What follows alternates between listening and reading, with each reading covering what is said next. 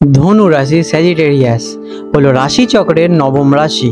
এই রাশির অধিপতি হলেন গিয়ে দেবগুরু বৃহস্পতি, জুপিটার, যা কিনা জ্ঞান, আশাবাদ এবং ন্যায়বোধের প্রতীক।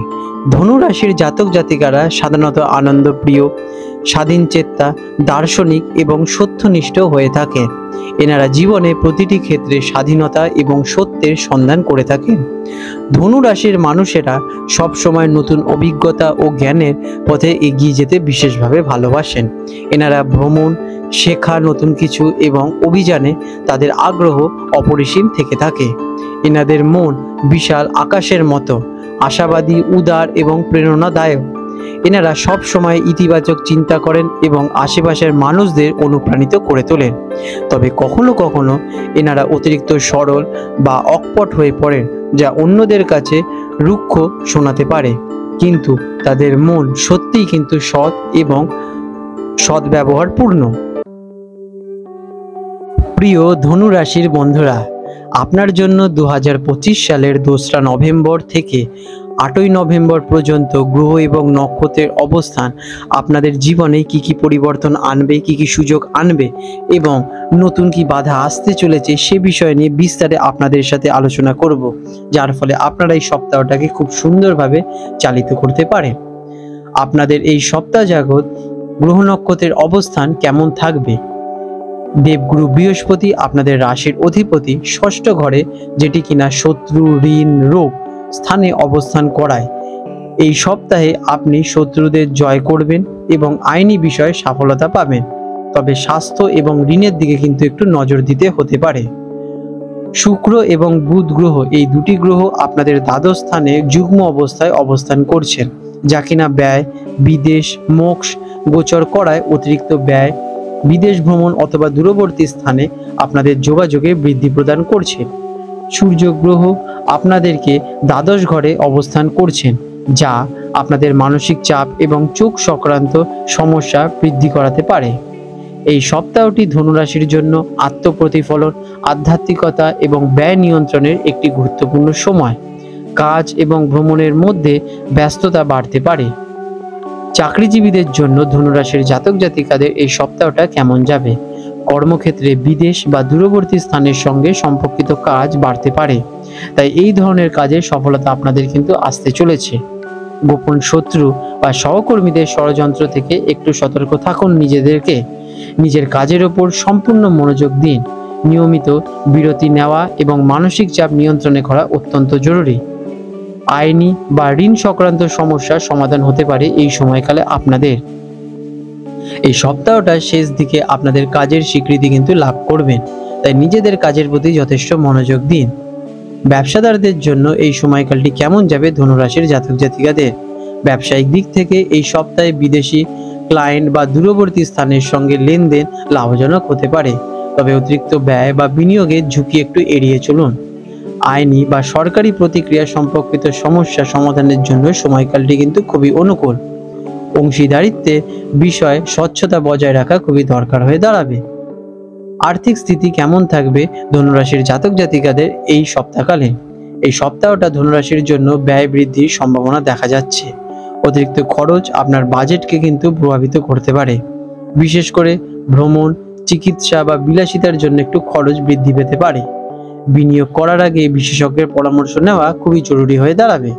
হঠাৎ করে কোনো সিদ্ধান্ত নেবেন না, সে বিষয় থেকে নিজেদেরকে এড়িয়ে চলুন এবং নিজেদের আর্থিক স্থিতিশীলতা গড়ে তুলুন। ধর্মীয় বা দাতব্য কাজে অর্থ ব্যয় হতে পারে, যা আপনার জন্য কিন্তু শুভ ফল প্রদান করবে। ঋণ পরিশোধের জন্য কিন্তু এটি একটি অনুকূল সময়। এই সপ্তাহে ধনুরাশির জাতক জাতিকাদের লটারি যোগ কি থাকবে? এই সপ্তাহে লটারি অথবা ফটকা বিনিয়োগে হঠাৎ লাভের সম্ভাবনা খুবই কম, কারণ বেশিরভাগ গ্রহ ব্যয়ের স্থানে আপনাদের দৃষ্টি দিচ্ছেন। তবে গোপন বা অপ্রকাশিত উৎস থেকে ছোটখাটো আপনাদের আর্থিক লাভ হতে পারে, তাই বড় কোনো রিস্ক নেবেন না। প্রেমের সম্পর্কের জন্য ধনুরাশির জাতক জাতিকাদের এই সপ্তাহটা কেমন যাবে?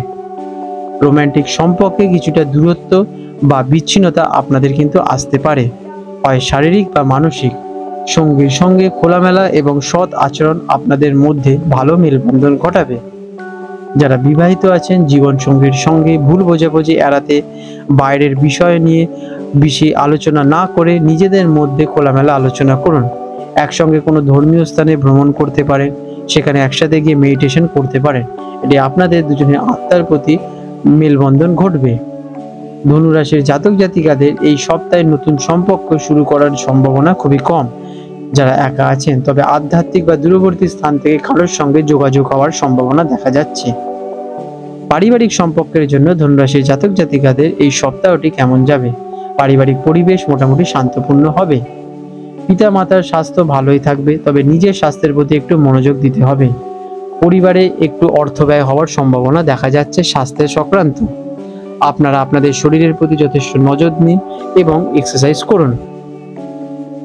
শিক্ষার্থীদের জন্য এই সময়কালটি কেমন? ধনুরাশির জাতক জাতিকাদের উচ্চ শিক্ষা বা বিদেশি শিক্ষা গ্রহণে পরিকল্পনা থাকলে সময়কালটি খুবই অনুকূল, তবে পড়াশোনায় মনোযোগের অভাব বা বিচ্ছিন্নতা আপনাদের আসতে পারে।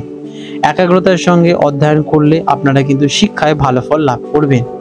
গবেষণা বা দার্শনিক বিষয় নিয়ে পড়াশোনা করলে আপনারা সফলতা নিশ্চিত অর্জন করবেন। কিছু গুরুত্বপূর্ণ শুভ ঘটনা ঘটতে চলেছে ধনুরাশির জাতক জাতিকাদের এই সপ্তাহ যাবত। বিদেশ ভ্রমণ অথবা দূরবর্তী স্থানে যাওয়ার সুযোগ আপনাদের আসতে পারে।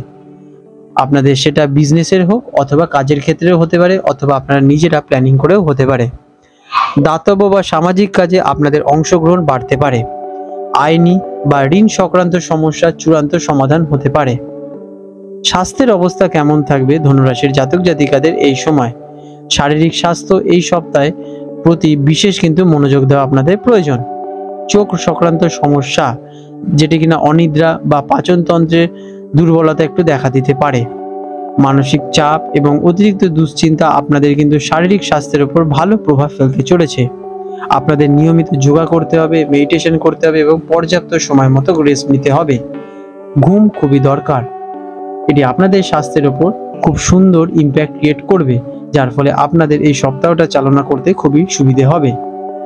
আপনাদের স্বাস্থ্যের প্রতি যে বিশেষ প্রতিকার, সকালে উঠে খালি পেটে আপনারা জল পান করুন, যতটা পারবেন জল পান করুন এবং চোখ পরিষ্কার রাখুন। এটি আপনাদের জন্য খুবই ভালো হবে।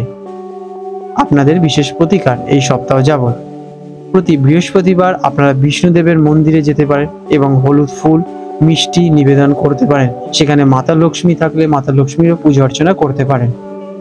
গরু বা দরিদ্রদের আপনারা কলা অথবা হলুদ মিষ্টি বিতরণ করতে পারেন। এতে আপনাদের গ্রহের অবস্থান ধীরে ধীরে ইতিবাচকে পরিণত হবে। প্রতিদিন সকালে নিজের গুরুর অথবা দেবগুরুর নাম স্মরণ করুন এবং কার্যে যান। এতে আপনাদের কার্যে সফলতা পাওয়ার সম্ভাবনা প্রবল হারে বৃদ্ধি পেয়ে যায়। বন্ধুরা, এই সপ্তাহটি ধনুরাশির জন্য আত্ম অনুসন্ধান এবং ব্যয়ের বিচক্ষণতা দাবি করছে। চিন্তা ভাবনা করে ব্যয় করুন এবং নিজের স্বাস্থ্যের দিকে কিন্তু মনোযোগ দিন। বন্ধুরা, আপনাদের যদি আমাদের ভিডিও ভালো লেগে থাকে এবং আমাদের ভিডিও দেখে যদি আপনাদের জীবনে সত্যি বিকাশ ঘটে থাকে, তাহলে নিশ্চয়ই আমাদেরকে কমেন্ট করে জানান। বন্ধুরা, আপনারা যদি এই নিয়ম মাফিক আপনাদের জীবনটা পরিচালনা করতে পারেন, তাহলে আপনাদের জীবন আস্তে আস্তে উন্নতিতে পরিণত হবে। আপনাদের দিনগুলো শুভময় হয়ে উঠুক।